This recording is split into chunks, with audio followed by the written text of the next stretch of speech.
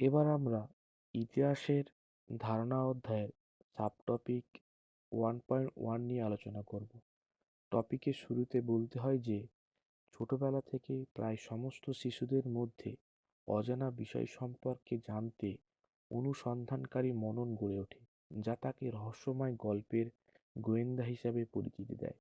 তেমনইভাবে ইতিহাসের ঘটনাবলী জানতে গেলে বা বুঝতে গেলে কয়েকটি প্রশ্নের সম্মুখীন হওয়া আবশ্যক।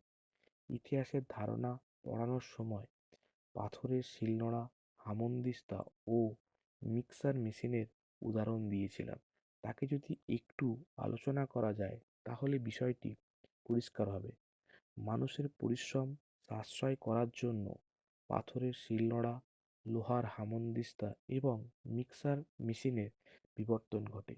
এই তিনটি পদ্ধতির কোনটা কবে এসেছিল যদি এই প্রশ্ন করা যায় তাহলে আমরা বিবর্তনের ধাপটি বুঝতে পারব।